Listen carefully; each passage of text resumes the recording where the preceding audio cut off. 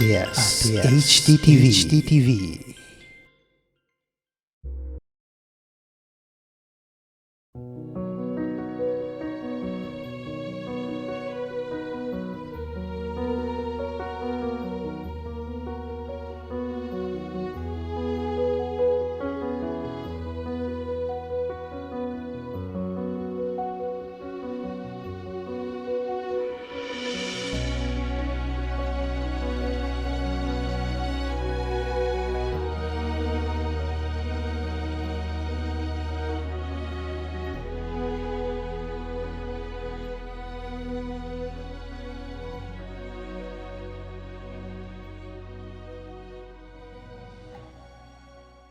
Deze presentatie zal heel informeel zijn. Heel Because formeel zijn. the cutoff time is 5:30.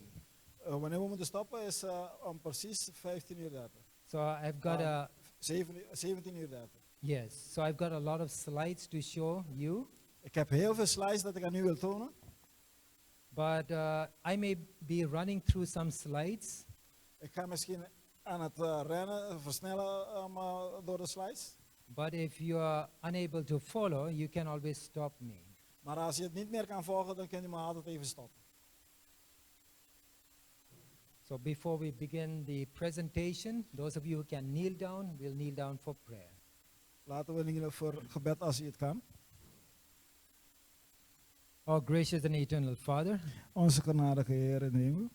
thank you for giving us this time where we can come together again. Dank je dat u weer deze tijd aan ons heeft gegeven om samen te komen. Thank you for the physical food that we just partook. Dank u dat we net hebben genoten van de fysieke voedsel. And as we're here to assimilate the spiritual food, Als wij nu de geestelijke voedsel gaan assimileren, I pray that the Holy Spirit will guide us all, en dan bid ik dat de Heilige Geest ons allemaal gaat leiden. especially as I do the presentation. En speciaal als ik de presentatie ook aan het We geven know ben. you want us to be in health, U wilt ons in gezondheid hebben. so that we will be in the right frame of mind, Dat wij met de juiste gedachten gevormd worden. so that when the Sunday law comes, Dat wanneer de zondagswet komt, that we will be able to take the right decision. dat wij de juiste beslissingen kunnen nemen. Bless us all. Zegen ons allemaal. If I pray in Jesus' name, Bid ik in Jezus' naam. amen. Amen.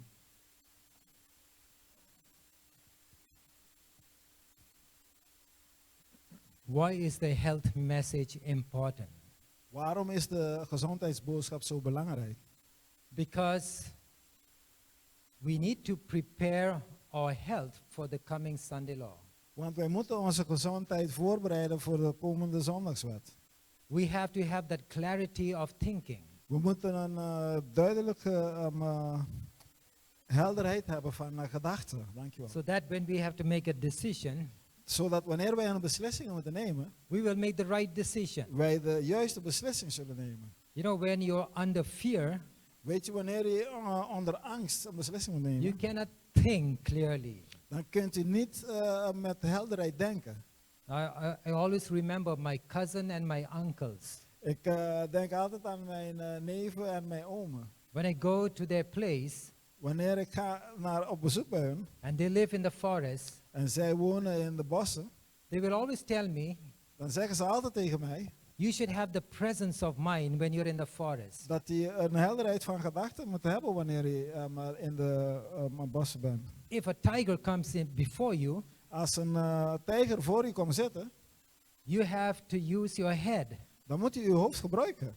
Don't run. Ga niet rennen. Look at the tiger in its face Kijk naar de tijger in zijn gezicht and take one step back. en neem 1 stap naar achteren. Keep walking back, En blijf zo naar achteren but lopen. don't take off your eyes from the eyes of the tiger. Maar je moet je ogen niet van de tijger afhouden. But I know because of fear, many will run. Maar vaak vanwege angst wil je rennen. Once you turn your back, the Maar- tiger will pounce on you. Maar wanneer je je rug omdraait, dan zal de tijger je meteen So aanvallen. we have to be in the right frame of mind. Dus wij moeten in de juiste frame van gedachten zijn. We know the Sunday law will come. We weten dat de zondagswet zal komen. Now, if you look at the fourth commandment, Maar als je kijkt naar de 4e gebod, This is the only commandment that begins with the word remember. Dit is de enigste gebod dat begint met het woord herinner. As it says in Exodus 20, verse 8. Zoals het zegt in Exodus 20, vers 8. Remember the Sabbath day to keep it holy. Herinner de Sabbatdag en hou het heilig. And we know that this is the day that we have to rest. En wij weten dat dit de dag is dat wij moeten rusten. Because God created us as rhythmic creatures. Want God heeft ons als een ritmische wezen geschapen. Where we have to respect the rest time. Waar wij de tijd van rust moeten respecteren. We all know this is the moral law. We weten dat dit de moreelse wet is. But remember, there is the physical law Maar herinner, er is de fysieke wet ook. that we have to observe. Dat wij ook moeten onderhouden. Now, if you read the Bible, Nu, als je de Bijbel leest. yes, the physical law of God is there. Ja, de fysieke wet van God is daar The aanwezig. moral law, Maar de morele wet. even the labor law. En die van de werken, de wet der werken. So we have to abide by the law of God. Dus wij moeten Gods wetten gehoorzamen. And we all should know that health is a salvation issue. En we moeten ook allemaal weten dat gezondheid gaat ook om een redding. As it says here very clearly, Zoals het hier heel duidelijk zegt. transgression of physical law is transgression of the moral law. De overtreding van de fysieke wet is ook de overtreding van de morele wet. His law is written with his own finger upon every nerve, Zijn wet is geschreven met zijn eigen vinger op elke zenuw. every muscle, Elke, every faculty. elke spier en elke And then it faculteit. says here, and every misuse of any part of our organism is a violation of that law. En elk misbruik van een deel van deze organisme is een overtreding van zijn wet. So therefore, we have to make changes in our eating habits. En daarom moeten we veranderingen brengen in onze manier van eten en onze And I know it's eetgewoontes. not easy. Ik weet het is niet makkelijk. But remember, eating is a habit. Maar herinner dat eten ook een gewoonte is. You'll struggle for 10 days. Je zult worstelen voor 10 dagen. But after that, Maar na 10 it'll be dagen, okay. dan zal het goed zijn. And therefore, when I tell my cancer patients to go on a raw diet, En wanneer ik tegen mijn kankerpatiënten zeg dat ze op een because raw diet a moeten gaan. cancer patient has to eat just to live. Want de kankerpatiënt moet juist eten om te leven. Yes, the cancer patient will become thin. Natuurlijk wordt hij wel mager, It does not matter. maar dat is toch niet slecht. Or we are fighting a race against cancer. Maar we zijn een race tegen kanker aan het vechten. Now, before I did not know much about cancer treatments, Voorheen wist ik niet veel over de behandeling van kanker.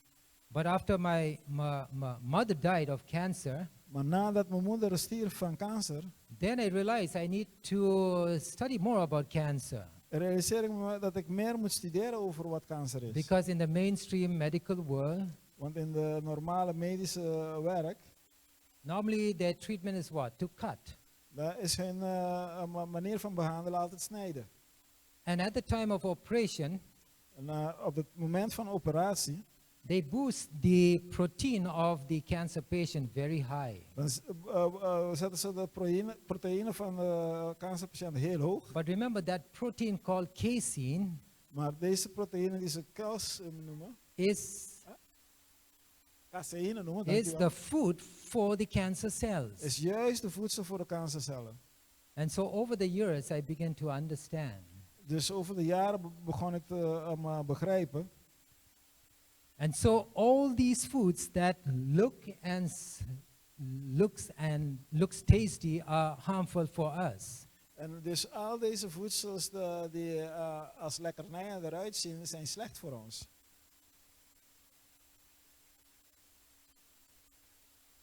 Okay, just a minute. Now, God wants to communicate with us. Nou, de Heer wil met ons communiceren. And therefore, it says here, let them Daarom make zegt me a sanctuary that I may dwell among them. Laat ze een tabernakel maken zodat ik in hun midden mag zijn. I think it's a better idea I be there. I think I'm straining my neck. Ik denk dat het beter is dat we daar gaan, want anders breek ik mijn nek hier.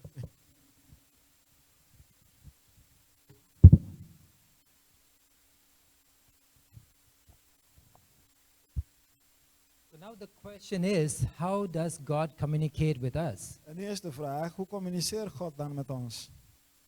Well, in the Old Testament times, Wel, in de Oude Testamentische tijden, the earthly sanctuary was constructed. de wereldse heiligdom was gebouwd. And Jesus was there in the pillar of fire and the pillar of cloud. En Jezus was daar in de vuurkolom en de wolkkolom. But today, Maar vandaag de dag the sanctuary or the temple is our body. is de heiligdom ons lichaam. It says here, know ye not that your body is the temple of the Holy Ghost? Weet u niet dat uw lichaam de tempel is van de Heilige Geest? And it says, ye are not your own. En het zegt, u bent niet van uzelf. For ye are bought with a price, therefore glorify God in your body and in your spirit, which are God's. Want u bent gekocht met een prijs en daarom moet u de Heer verheerlijken met uw lichaam en uw geest. So now when you look at the human body, Dus wanneer u kijkt naar de we menselijke are lichaam, made up of trillions of cells. zijn we gebouwd, bestaan we uit triljoenen cellen. Maybe 30 trillion cells. Misschien 30 triljoen And cellen. when the cells are put together, Wanneer die cellen dan samengevoegd they worden, form tissues. dan vormen ze huid. Oh.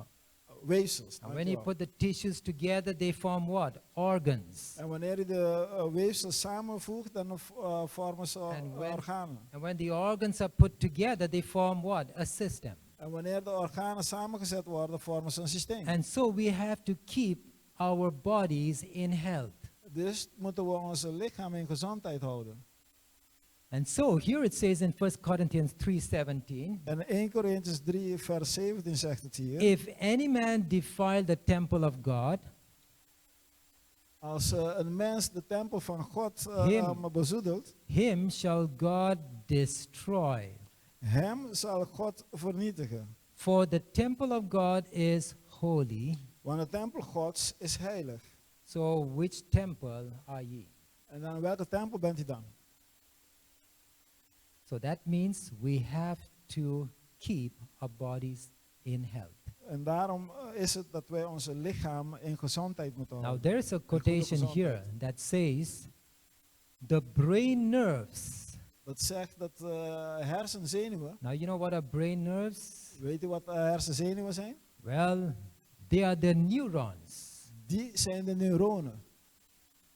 So it says the brain nerves That's it. which communicate with the entire system De breinzenuwen die communiceren met het hele systeem. then it says are the only Dan zegt dat zij zijn de enige medium through which heaven can communicate to man and affect his inmost life. dan is dat de enige medium waar de hemel kan communiceren met de mens en zijn leven innerlijk kan beïnvloeden. Now many of us would say, well, I don't smoke, I don't drink, so Ve- I'm okay. Velen van ons zullen zeggen, ik rook niet, ik drink niet, dus ik ben oké. But there are food items that can affect your brain nerves. Maar er zijn voedsel die effect kunnen hebben op jouw hersenzenuwen. And how does God communicate? En hoe communiceert dat? It says only medium through which heaven can communicate. Het zegt door de enigste medium waar de hemel kan communiceren. Because foods that you eat Want de voedsel die wij eten, can affect your senses. kan jouw gevoelens beïnvloeden.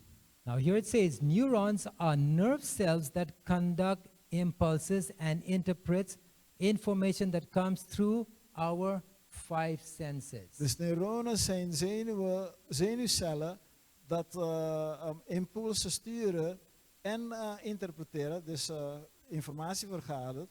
Dat komt door onze vijf zintuigen. Okay, so that is hearing, smell, taste, touch, vision. Dat is horen, ruiken, proeven aanraken en zien. In India, they say there are 6 senses. In India zeggen ze er zijn 6 zintuigen.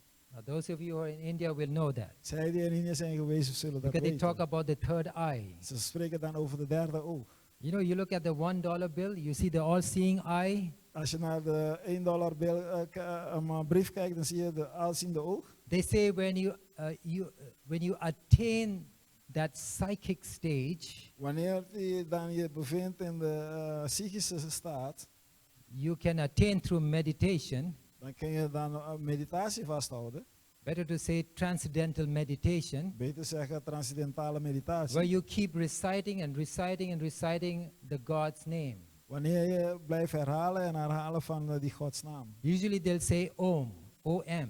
Vaak zeggen ze om, But O-H-M. But they keep reciting it, Om, Om, Om, with some background music. Maar ze blijven dat herhalen met een bepaalde achtergrondmuziek. Now this is practice when you do yoga. Dit is een praktijk wanneer je yoga doet. And eventually you empty your mind. En uiteindelijk zal je je gedachten helemaal leegmaken. The other spirit comes in. En dan komt die andere geest naar binnen. So they say when you reach that stage, Ze zeggen dan, wanneer je die stadium bereikt, you have the third eye. dan heb je de derde oog. So let's look at the human structure. Laten we naar de menselijke structuur kijken. Whatever we choose to behold through our senses directly affect our thoughts, feelings, and to responses to life situations. Wat we ook waarnemen door onze directe gevoelens, heeft invloed op onze denken, onze gevoelens en antwoorden tot de So leefsituatie. any food that you take, it will affect your 5 senses. Dus wat voor voedsel je ook inneemt, die zal een effect hebben op jouw 5 zintuigen. If you are in the wrong environment, it also will affect your senses. Dus als je in de verkeerde omgeving bent, dan zal het ook invloed hebben op je zintuigen. It will affect your physical life. Het zal je fysieke leven beïnvloeden, It will affect your mental powers je mentale kracht and your spiritual experience. en je geestelijke ervaring.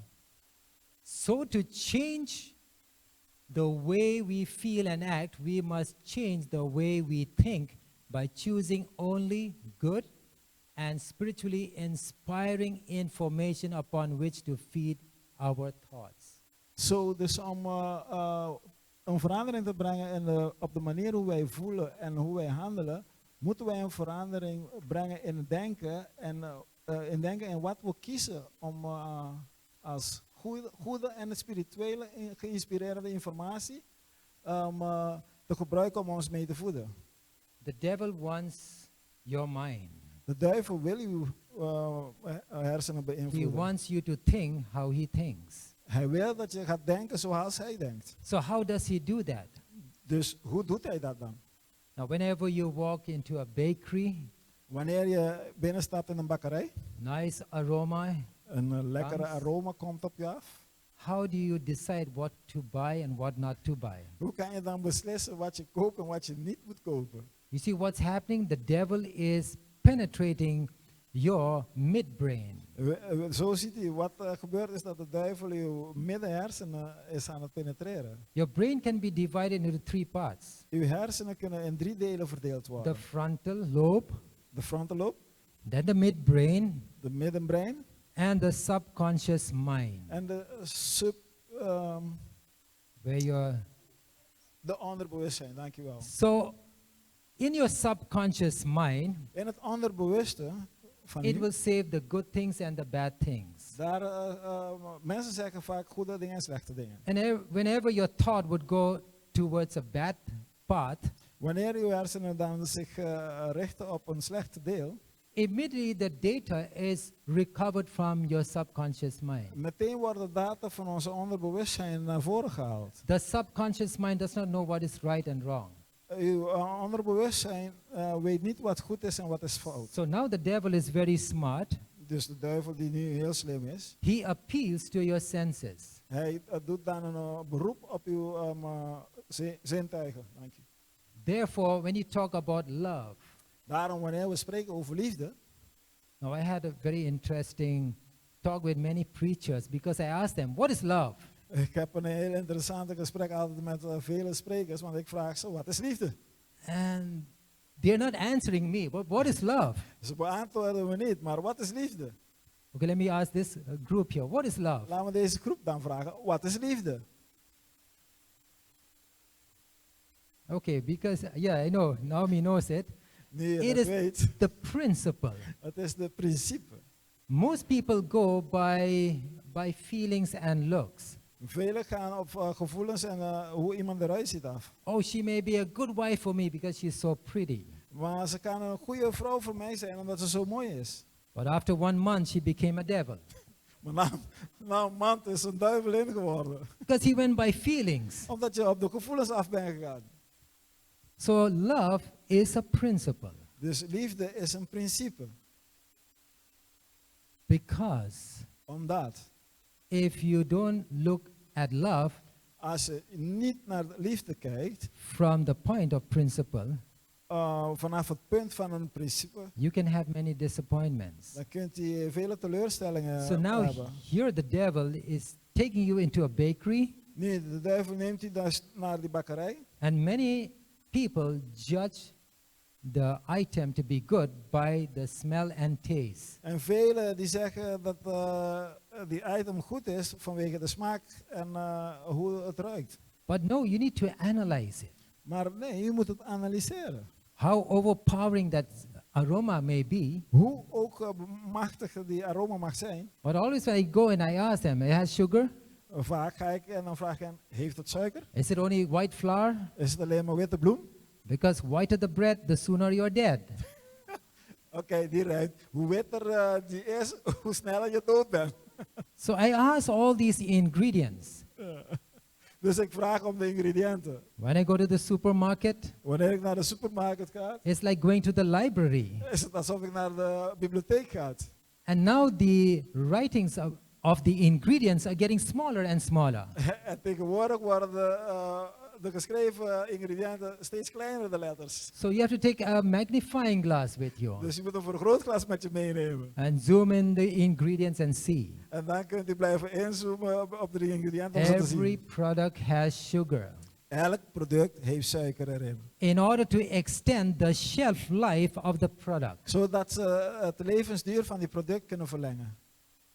20 years back, it was not like this. 20 jaar geleden was het niet zoals nu. Then they started to make artificial sugar, aspartame. En toen begonnen ze artificiële suiker And te maken, everyone went to aspartaan. Google and they found, wow, aspartame is not good. En dan hebben ze naar Google gekeken en Google zegt aspartaan is niet goed. And now, according to the FDA, if the ingredient is below certain percentage, En nu naar wat de FDA zegt, als het item onder een bepaald percentage is, it need not be written in the ingredients. dan hoeft het niet eens opgenomen te worden in de ingrediënten. But yet the product is sweet. Maar toch is het product zoet. And then I did my investigation again, En toen ben ik weer gaan onderzoeken. and then I found out that aspartame is outdated. En toen heb ik uitgevonden dat aspartaan Now they iets van het verleden Now is. they came up with another new sugary chemical. Nu hebben ze een andere gesuikerde chemicaal gevonden. You know what it is? Weet je wat het is? Neotame. Wat? Neotame. Neotame. So you see, we have to keep updating ourselves. We moeten daarom steeds onze cellen blijven updaten. And so the Lord is telling us, Dus de Heer die zegt nu tegen ons, oh, I don't have the black background here. ik heb de achtergrond hier niet.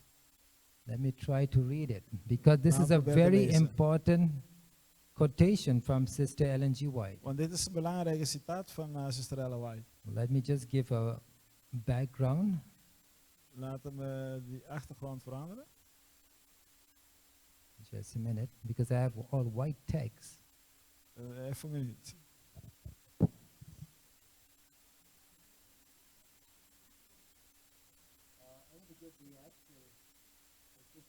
Die witte tekst zien jullie niet. Er is een witte tekst naast die gele. But what it says here, Maar wat het daar zegt, anything that disturbs the circulation Alles wat de circulatie verhindert of the electric current in the nervous system van de elektrische stromen in de hersensysteem, in het because zenuwsysteem. when you look at neurons, Wanneer je kijkt naar de neuronen, you know, it's electrical. het is elektrisch. Sparks are going across, the messages are going across lightning speed. Als weerlicht snelheid gaan de boodschappen heen en weer.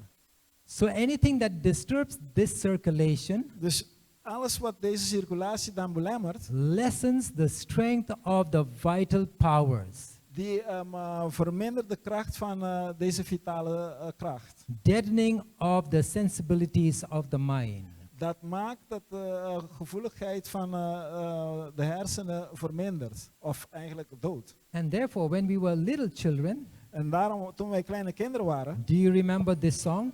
herinner je deze lied? Do you know this song? Ken je het lied? Eyes, what you see. Oh, the Father up above is looking down below. Oh, you have little eyes, what you see. Is it talking about the eyes? Als het spreekt over de ogen, Talking about the feet, over where de the little voet, feet goes. over Be de kleine careful. voeten. Wees voorzichtig. Talking about the little hands. Over de kleine handen. You know, it's a very meaningful song. Het is een betekenisvolle lied. It's not only for kids, it has to be for adults. Het is niet alleen voor kinderen, het moet ook voor de ouderen zijn. So when you look at the brain nerves, En wanneer je dan kijkt naar de zenuwen now this is an en de animation. hersenen, dit is een animatie. Each time a thought goes through your brain, Elke keer als er een gedachte door je hersenen gaat, you form what we call neural pathways. vorm je wat wij noemen Neural pathways. neuronische wegen. Het is een pad van zenuwen die gevormd wordt. Let me give you this example, Laat how me je your deze brain voorbeeld works. geven, hoe je hersenen werkt. Remember, by beholding, you become changed. Door te behouden word je veranderd. Now, I was brought up in the Himalayas. Ik ben grootgebracht in de Himalaya. We didn't have video games. We hadden geen videospellen. We didn't have money to buy toys. We hadden geen geld om speelgoed te kopen. We made toys. We maakten die speelgoederen zelf. And initially I was homeschooled by my mom. Ik werd in het begin door mijn eigen moeder So thuisgeschoold. we did not become reflectors. Dus wij waren geen reflectoren. We became thinkers. We waren denkers. Because Omdat, if you look at young children today, want als je kijkt naar de kleine kinderen vandaag. now I joined the Worley School later. Ik ben naar de Willy School later gegaan. And when we learned the alphabets, En ik heb de alfabet geleerd, kleuterschool dus. you see how a reflector thinks. En dan kan je zien hoe een reflector denkt. If I ask you, letter A, Als ik zeg tegen je letter A, what comes into your mind? wat komt in je gedachten? Apple, isn't it? Appel. Okay, those who are homeschooled Zij die thuisgeschoold zijn, will not say apple. wij zeggen geen appel. But we have been indoctrinated. Maar we zijn geïndoctrineerd. B is what? B is wat? Ball. Een? Ball. Een bal. C, cat, D, dog, and the list goes on. C is een, nou ja, kat in het Engels en dan, zo gaat het But verder. if you are homeschooled, Maar als je thuis geschoold bent, you will think dan ga je denken. A, A, O, O, alligator. A is een alligator. So we have to be thinkers. Wij moesten denkers zijn. So we didn't have toys. We hadden dus geen But we speelgoed. used to run over the hills, We gingen rennen over de bergen, tall grass. over de hoge grassen. We knew our way. Wij kenden onze wegen te So we zijn. ran the same direction. We gingen op dezelfde And soon pad. a little path was created. Maar omdat we steeds over dezelfde pad heen gingen, was er een Because nieuwe we pad ran ontstaan. in that same direction. Omdat we steeds in dezelfde richting waren aan het So rennen. also with your thoughts. Zo is het ook met uw gedachten. If you're dwelling on heavenly thoughts, Als je nadenkt over hemelse, of als je hemelse gedachten this hebt, pathway called neural pathway Deze neurale padweg will become stronger zal and sterker stronger worden en and sterker stronger. worden. But if you're dwelling on earthly things, Maar als je over wereldse dingen bent aan het nadenken, you're going in another direction. dan ga je in een andere richting. Though you may come to church on Sabbath, Al kom je zaterdag op Sabbat naar de but then kerk, you begin to tell yourself nothing is working by going to church. Nothing happens. maar dan begin je tegen jezelf te denken, er gebeurt niks als ik naar de kerk ga. And therefore, our thoughts have to be heavenly. En daarom moeten onze overdenkingen hemels zijn. And whatever you do En wat je ook doet, has to be always connected to the heavenly. moet altijd verbonden zijn met de hemel. And therefore, I think it's in Philippians chapter 1, verse 15, I think. Ik denk dat Filippenzen 1 vers 15 is. It says, let your conversation be as it becometh the gospel. Het zegt, laat die conversatie dan zo zijn alsof het de evangelie wordt. So you may talk about AI. Dus je kunt misschien spreken over You may be AI. talking about robots. Je kan misschien praten over robots. But always connect to the gospel. Maar het moet altijd verbonden zijn met de evangelie. Because when you talk to people out in the world, Want wanneer je met mensen daar in de wereld spreekt daarbuiten, if you go to Amsterdam, als je naar Amsterdam gaat, and you say, brother, I want to have a Bible study with you. en je zegt, pastor, ik wil een bijbelstudie met je hebben. How many will welcome that? Hoeveel zullen dat verwelkomen? No, you need to have a bait. Je moet een bit hebben. You know how you catch fish, a bait? Je moet een lokhaas hebben. Therefore, Jesus said, come, I will make you what? Fisher of men. Daarom zei Jezus, kom, ik zal je vissers van mensen You maken. need to know what bait to put. Je moet weten welke lokhaas je moet gebruiken. Not a bait that will invoke hatred and fight. Niet een lokhaas dat ervoor gaat zorgen dat er haat en het vechten begint. So that's how our behavior is being made in us. En zo wordt onze manier van gedrag in ons gevormd. Our behavior is found in our nervous system of these neural pathways. Ons gedrag wordt gevonden in ons zenuwsysteem die gevormd wordt door deze neurale padwegen. Okay, in some of the slides I will run because I think I'm having this problem. No background. Omdat ik geen achtergrond heb, is het moeilijk soms te lezen. Now, just talking about the frontal lobe. Ik had het over de frontal lobe. It is where reason and judgment sits. Het is waar redeneringen en gerechtigheid zich bevindt. It is where personality sits. Het is waar de persoonlijkheid zit. It is where character is determined. Het is waar de karakter wordt gevormd. It is here that determines who you are. En het is daar waar besloten wordt wie je bent. And this is what the devil is after.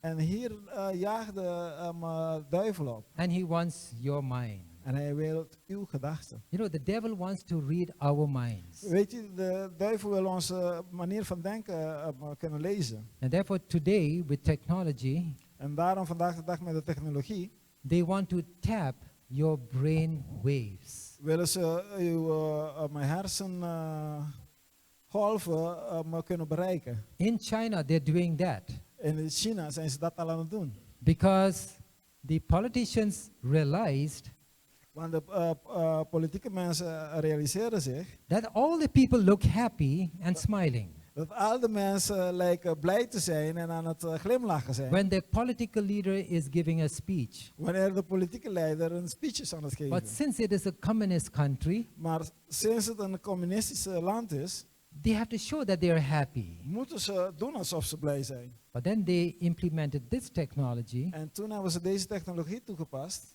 and they knew that they were not happy. En zo wisten ze dat die mensen niet blij So waren. that's what the devil wants our mind today. En daarom wil de duivel onze hersenen beïnvloeden.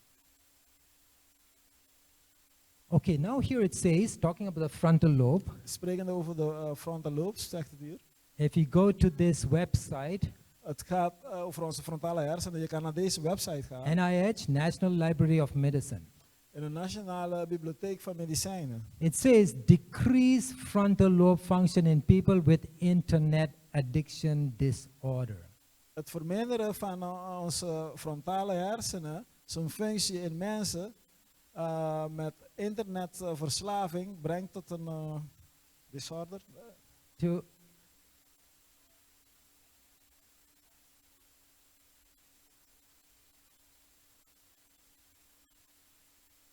Oké, duidelijk voor iedereen, dankjewel. Today, people cannot live without connection.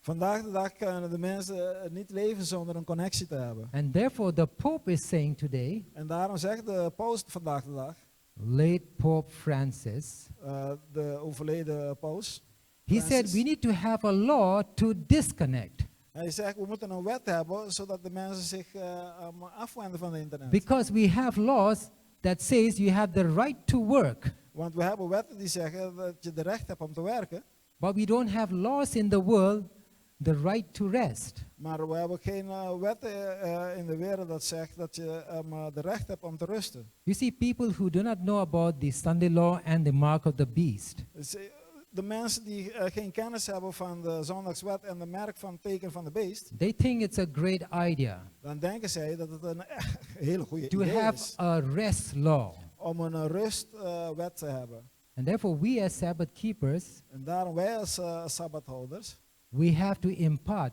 this knowledge to them. moeten wij deze kennis aan hen delen. Okay, let me just run through. Laten we doorgaan. Okay, here it says, Satan, a student of the mind. Satan een student van de hersenen. By his subtle workings in these last days, he is linking the human mind with his own. Door zijn subtiele manier van werken deze laatste dagen, dan maakt hij een link van de menselijke hersenen met die van hem. The great deceiver hopes so to confuse the minds of men and women that none but his voice will be heard. Hij hoopt zo de hersenen van de mannen en vrouwen mannen en vrouwen te kunnen beïnvloeden en dat ze alleen aan hem zullen luisteren. And so he is using all kinds of subtle arts. En daarom gebruikt hij allerlei manieren van subtiele artefacten. The more primitive way, witchcraft, De meer primitieve manier was toen hekserij. through prescription drugs, Door medicijnen and through foods. en door voedsel. Dank je. And so Sister Ellen G. White is saying now, En dus zegt Sister White nu, the use of unnatural stimulants is destructive to health.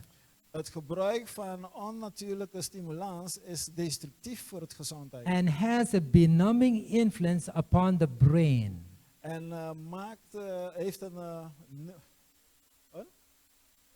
een verdovende invloed op de brein. Making it impossible to appreciate what? Eternal things. Dat het onmogelijk maakt om eeuwige dingen te waarderen.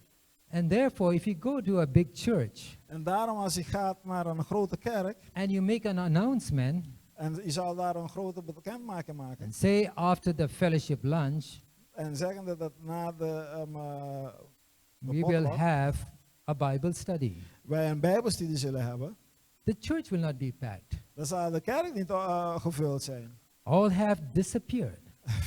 Allemaal zijn weggegaan. It just tells that their lifestyle is not in harmony with the Lord. Het zegt dat hun levensstijl niet in harmonie is met de Heer. And therefore they do not appreciate eternal things. En daarom appreciëren ze, geven ze geen waarde aan eeuwige dingen. Satan's power upon the human family increases. Satans macht over de menselijke familie blijft alleen maar groeien. If the Lord should not soon come and destroy his power, Als de Heer niet spoedig terug zou komen en zijn macht zou vernietigen, the earth would soon be depopulated. dan zou er niemand meer over zijn op de wereld.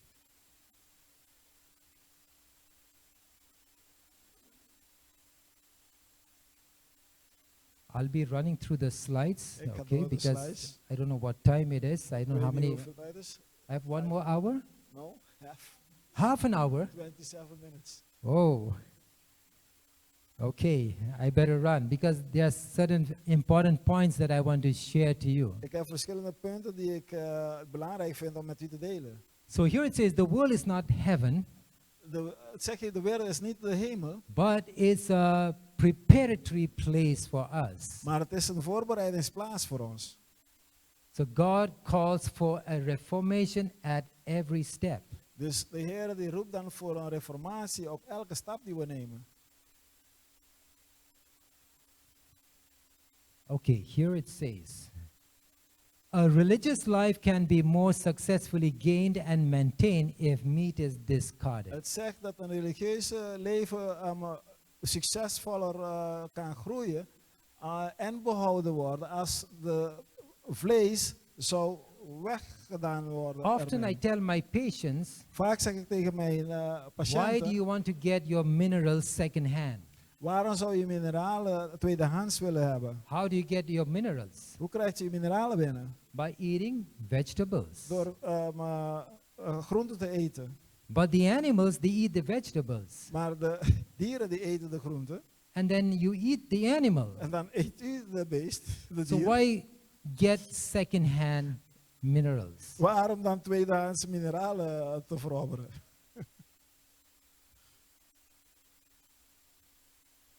Okay, so you'll have a clouded mind if you eat meat. Dus dan heb je een bewolkt brein als je vlees eet.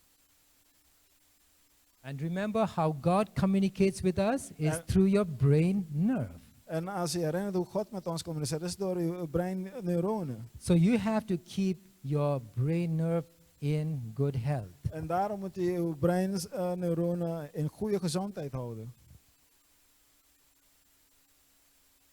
Okay, I'll just run across. Ik zal er hier voorbij gaan. Now, it is a sin to be intemperate in the quality of food eaten. Het is een zonde om niet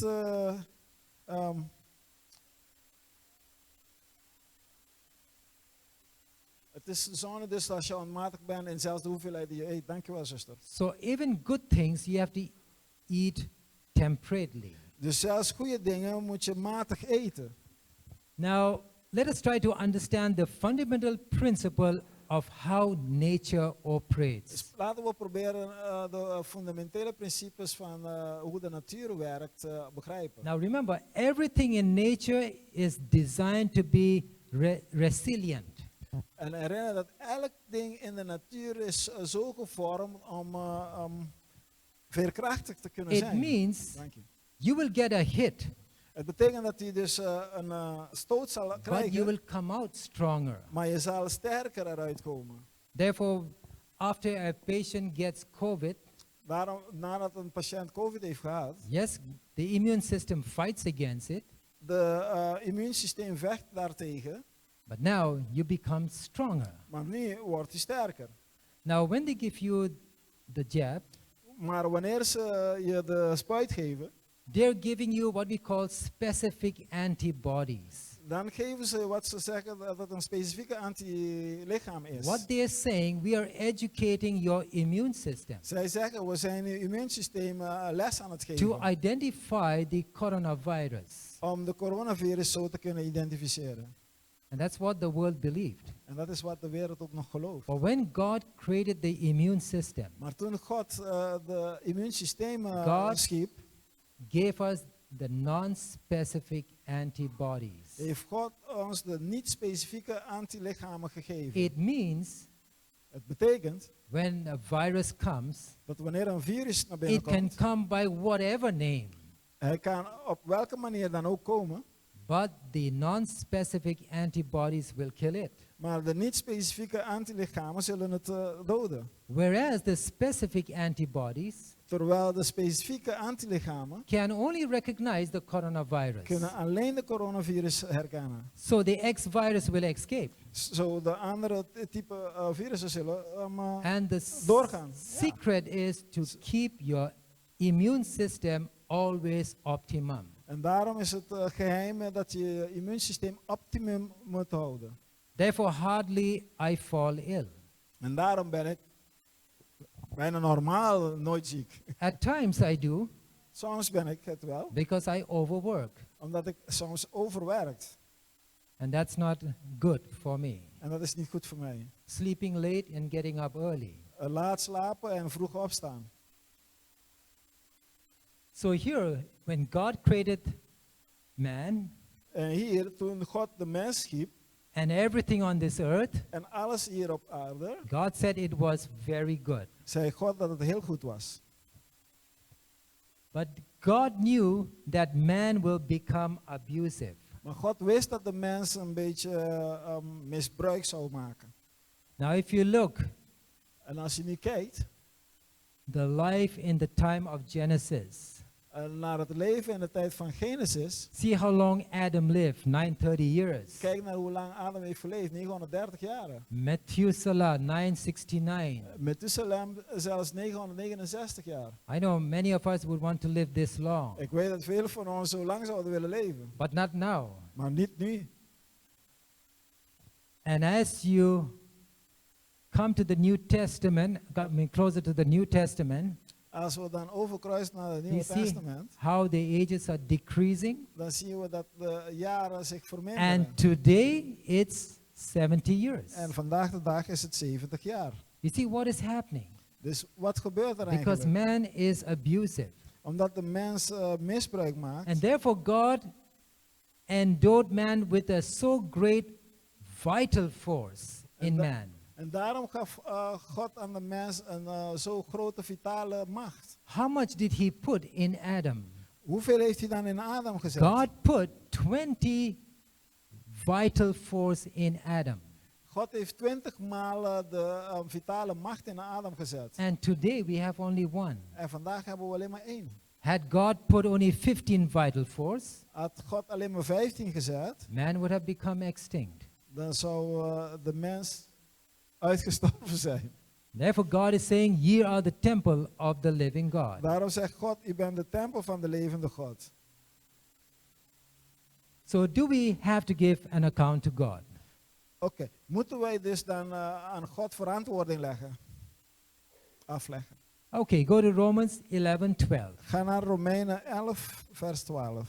Every one of us shall give account of himself to God.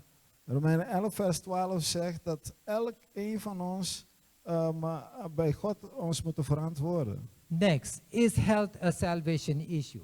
Is dan de gezondheid een reddingsissue? Here it says, I was again shown that the health reform is one branch of the great work, which is to fit a people for the coming of the Lord. Hier zegt het dat ik werd getoond dat de health reform, de gezondheidsreform, een van de takken is van het grote werk dat wij als mensen aan deel zouden nemen voor de komst van de Heer. Okay, let me just run. Okay, transgression of the physical law is transgression of the moral law, and that's clear to us. Het overtreden van de fysieke wet is het overtreden van de morele wet.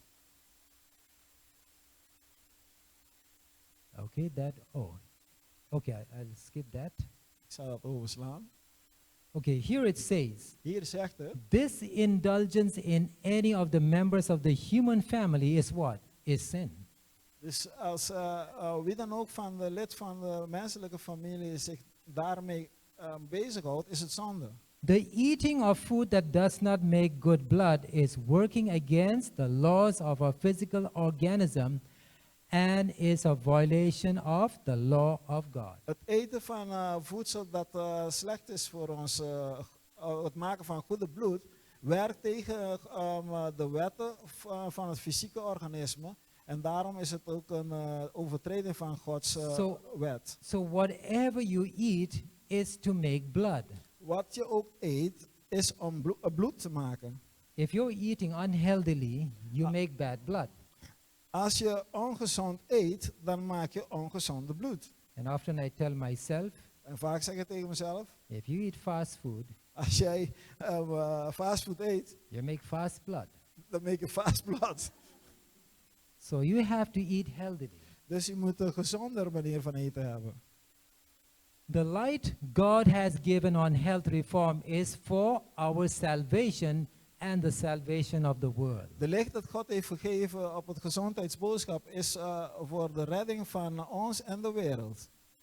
En de So redding van de wereld. if you reject the message and the messenger, Dus als je de boodschap afwijst en de boodschapper afwijst, you are actually rejecting God who had given us the principles. dan ben je eigenlijk God aan het afwijzen die ons deze principes heeft gegeven. Now you may Heeft say, gegeven. why is God so particular? Maar dan vraagt hij misschien zichzelf wel, waarom is God zo apart? You know, have you heard people saying, well, you don't take this, you don't take that. Why are you extreme? Je hebt mensen horen zeggen, je eet dit niet, je eet dat niet. Waarom ben je zo extreem? So why is God so particular? Maar waarom is dan God zo een apart persoon? That we cannot eat all these things that taste so nice. Dat wij al deze dingen niet kunnen eten die zo goed smaken. Let me give you an example. Laat me je een voorbeeld geven. Have you heard about the endothelial cells? Heeft u over de endotheliale cellen gehoord? This endothelial cells line the inner blood vessel. Deze endotheliale cellen die zijn aan de binnenkant van deze bloedcellen. Okay, you know why? Weet je waarom? So that your blood will flow properly and smoothly. Zodat je bloed makkelijk kan doorstromen en zonder problemen kan doorstromen. Okay, here you have a better picture. Hier heeft u een vergroting van deze beeld. And they form a one cell thick. En zij vormen een eencellige dikheid. So it's very thin. Dus het is heel dik.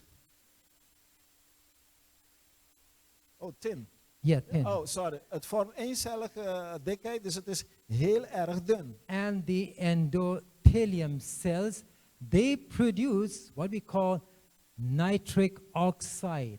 Dus deze endotheliale cellen die vormen wat wij noemen nitride oxide. So they beautifully line the inner layer of your blood vessel. Dus zij zijn prachtig gerold in je bloedlichaam. But if you eat a lot of oily food, Maar als je heel veel voedsel eet dat veel olie bevat, a lot of fast food, dus veel fastfood, now you may say, dan kunt u misschien zeggen, like how the devil told Eve, zoals de duivel aan Eva heeft gezegd, that when you eat this fruit, dat wanneer je deze vrucht zou eten, did God really tell you that you will really die? heeft God echt tegen jou gezegd dat je echt gaat sterven?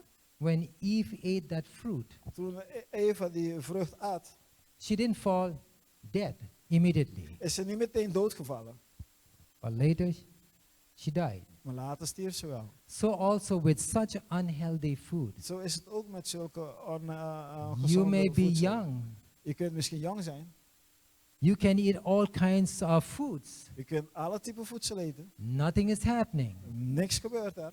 but time will tell. Maar de tijd zal het vertellen. You may soon have a pain that is radiating up your arm, Je kan misschien een pijn hebben die aan de bovenkant van je arm is aan het stromen. and then you're going to have a heart attack En dan heeft hij een hartaanval. because Omdat? you're suffering from atherosclerosis. Atherosclerosis. Omdat je last hebt van Atherosclerosis. Oké, mijn tong zit vast.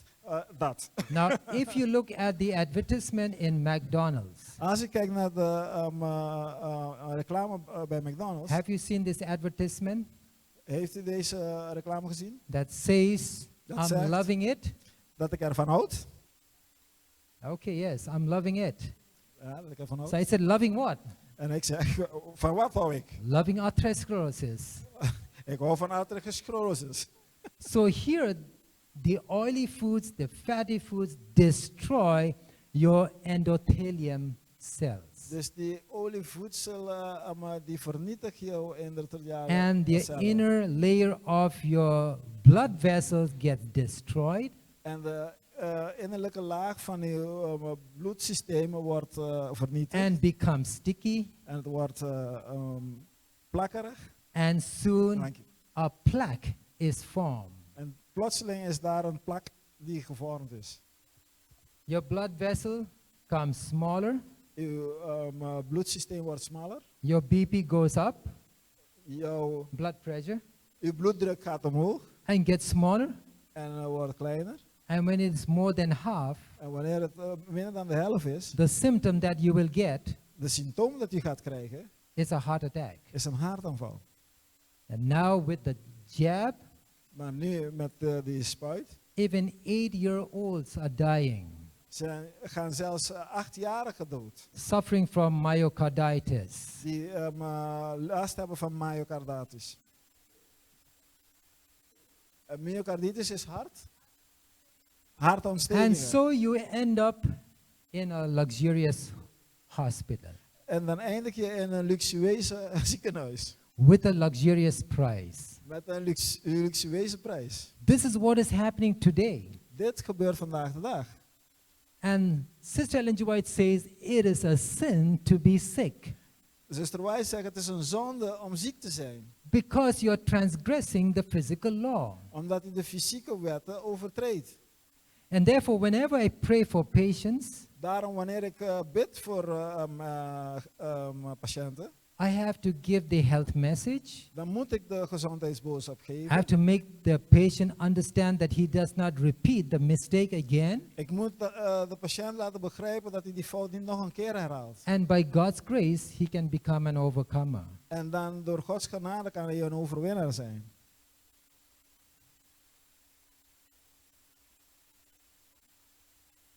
Okay, let me just go further. Ik kan verder schuiven. I've got only, I think, 5 more minutes. Uh, Any grace 10, time? 10. You have 10. Okay. Sebastian is very gracious. Hij 10 is minutes. genadig. But I'm about to end. Maar ik ben bijna Because I aan het ran afronden. through my slides. Maar ik ben door mijn slides I like gehoord. time. Ik hou van tijd. One time in India, I was speaking non-stop for 4 hours. En één keer in India was ik voor 4 uur aan I het forgot spreken. about time. Ik vergat de tijd. And in the audience, someone raised his hand. En in de mensen die daar zaten, stak iemand zijn vinger op. I thought he had a question. Ik dacht, hij had een vraag. But he said, I want to go to the WC. En hij zei, ik moet naar de wc. And then I knew, oh yes, there has to be a break. En toen dacht ik, er moet een pauze komen. Okay. Here it says, Hier zegt het. well, let me just go back again. Laat maar 1 stap terug gaan. Our gracious Heavenly Father sees the deplorable condition of men who, some knowingly, but many ignorantly, are living in violation of the laws that He has established. Ons genadige Vader in de hemel ziet de conditie van de mens die zo achteruit gaat.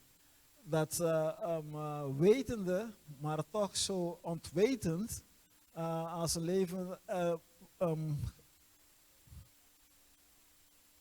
Ja, velen zijn onwetend en leven tegen de wetten van God dat Hij heeft And vastgesteld. in love and pity to the race, En met liefde en medelijden met de ras, He causes the light to shine upon health reform. dan zorgt Hij ervoor dat de licht gaat schijnen over de health reform. He publishes His law Hij publiceert zijn wet and the penalty en de straf daarvoor, that will follow the transgression of it, die zal volgen door het overtreden daarvan. that all may learn and be careful En dat allemaal mogen leren en zorgvuldig worden to live in harmony with om in harmonie te natural leven law. met de natuurlijke wetten.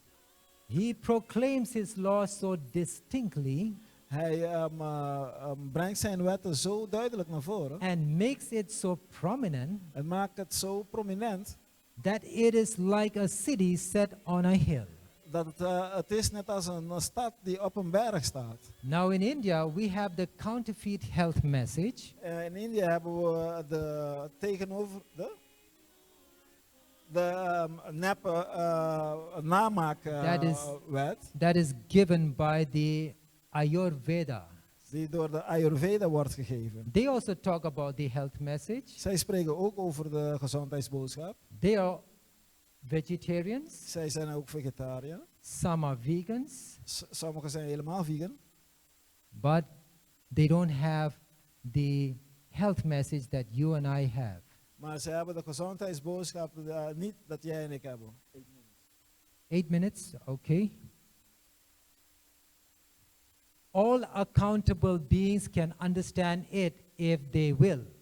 Alle wezens kunnen dat begrijpen als zij dat willen. Now here, Sister Ellen G. White uses this word. En hier is Sister White die deze woord gebruikt, idioten. Idiots will not be responsible. Idioten zullen niet verantwoordelijk zijn. To make plain natural law Om het heel duidelijk te maken, de natuurwetten, and urge the obedience of it en het duidelijk maken hoe belangrijk het is is, the work that accompanies the third angel's message to prepare a people for the coming of the Lord. is de werk die de derde engelboodschap voor de drie engelenboodschap voor gezeld om een volk voor te bereiden voor de Heer zijn terugkomst. And there is another quotation En er is nog een ander citaat. that says all who are looking for the second coming of Jesus Christ En het zegt dat allen die eruit kijken naar de wederkomst van Jezus Christus, will do away with meat eating. zal stoppen met het eten van vlees. For years the Lord has been calling the attention of his people to health reform. Voor jaren is God zijn mensen aan het roepen dat ze aandacht geven aan de gezondheidsboodschap. He was, now talking about, I think, John the Baptist, he was a representative of those living in these last days. En sprekend over Johannes de Doper, hij was een vertegenwoordiger van zij die leven in deze laatste To dagen. whom God has entrusted sacred truths to present before the people. Aan wie God heilige waarheden heeft toevertrouwd om aan mensen te geven. To prepare the way for the second appearing of Christ. Om de weg voor te bereiden voor de wederkomst van Jezus And Christus. John the Baptist was a reformer. En Johannes de Doper was een gezondheidsboodschapper. This world is not heaven, Deze wereld is de hemel niet. it is the preparation place. Het is een voorbereidingsplaats. That's what we have to do today. En dat is wat we vandaag de dag moeten doen. So therefore, whatever ye eat or drink, whatsoever ye do, do all to the glory of God. Zo wat je ook eet en wat je ook doet, doe dat tot de glorie van God. And so we need to heed the physical laws of God. En daarom moeten we de fysieke wetten van God navolgen. And this is the desire of our God. En dat is de wens van onze God. I wish above all things that thou mayest prosper and be in health, even as thy soul prospereth. Ik wens dat u vooruitgang boekt in gezondheid, zoals ook uw ziel vooruitgang boekt. So as we wait for the Lord to come, En als wij wachten dat de Heer wederkomt, let us bring changes in our lifestyle. laten we verandering brengen in onze levensstijl. Because this day is coming. Want de dag komt, deze dag komt. And I pray that each one of you will be ready. En ik bid dat elk een van u klaar zal zijn. Because when you look in the east, Want wanneer u kijkt naar het oosten, you will see Jesus coming. dan zal u Jezus zien komen. But only if you are faithful and true till the end. Maar alleen als je trouw en waarachtig bent tot het einde. We will get new bodies. We zullen nieuwe lichamen krijgen. Bodies without disease. Lichamen zonder ziektes. And so this is the great hope that we all should be looking forward. En dit is de grote hoop dat wij al naar zouden moeten kijken. To know that our Maker is coming. Dat wij weten dat onze maker komt. So despite trials that come upon us, Ondanks alle testen die op ons afkomen, let us not lose heart. laten we het niet opgeven. Let us sing the song Laten we deze lied zingen. that Jesus is coming again. Dat Jezus terugkomt. And I pray that each one of us En ik bid dat elk een van ons will be ready to meet him in the clouds of heaven. klaar zal zijn om hem te ontmoeten in de wolken van de hemel. And I pray that we can all see each other again. En ik bid dat wij elkaar weer kan zien. But before he comes, Maar voordat hij komt, we have to be tested. moeten wij getest worden. And so when the test comes, Zodat wanneer de testen I komen, pray that we'll have that clarity of mind, dan bid ik dat wij de helderheid van gedachten zullen that hebben. we will make the right decision. Dat wij de juiste beslissingen zullen nemen. Because the time of trouble is going to be very severe. Want de tijd van moeilijkheden zal heel sterk zijn. But the question that the Lord will ask you, Maar de vraag dat de Heer u gaat stellen is, are you ready? ben je er klaar voor?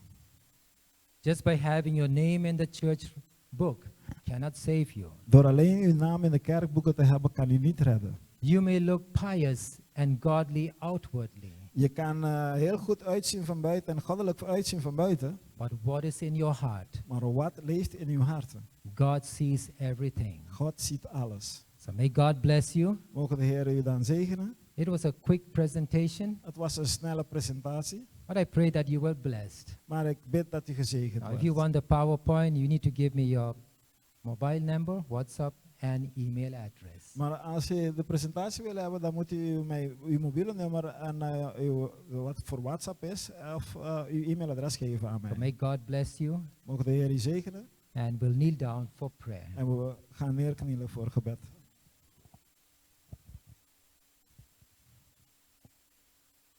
Our gracious Father in heaven, Onze genadige Vader in de hemel. thank you for the body that you have given Welcome us. aboard KLM. In just a few minutes, we'll be landing at A Amsterdam body that Airport. has been made so intricate that we Pastor need to Barry, preserve prepare, our body because we are for the here. Lord. and the foundation of our movement. That we need to as a people. preserve even the You know, I nerves was alarmed the other day as I was listening to the Mayday! news. Mayday! Er komt er een revivaldag in Den Haag. Een oproep tot ontwaken. De tijd is nu. Do you know who is coming on the 19th of July to ATS Ministry? No. Every I don't know. should be shut. Do you know who is coming on the 19th of July to ATS Ministry? No, It may I seem don't know. harmless, Do you know who is coming on the 19th of July to ATS Ministry? No, I don't know. Do you know who is coming on the 19th of July to ATS Ministry? No, I don't know. to double his descent. Thank you, Jesus, for reminding me. We moeten snel naar Laan van Hoornwijk nummer 140. De uitzending moet nu live gaan.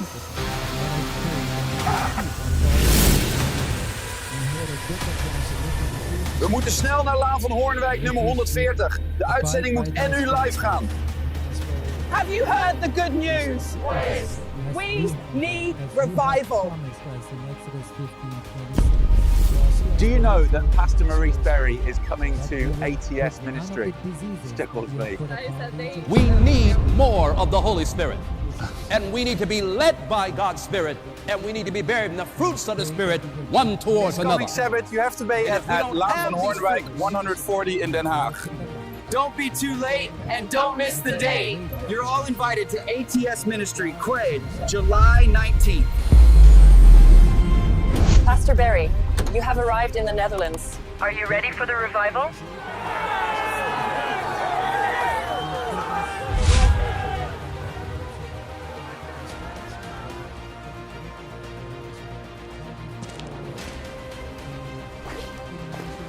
I will be there!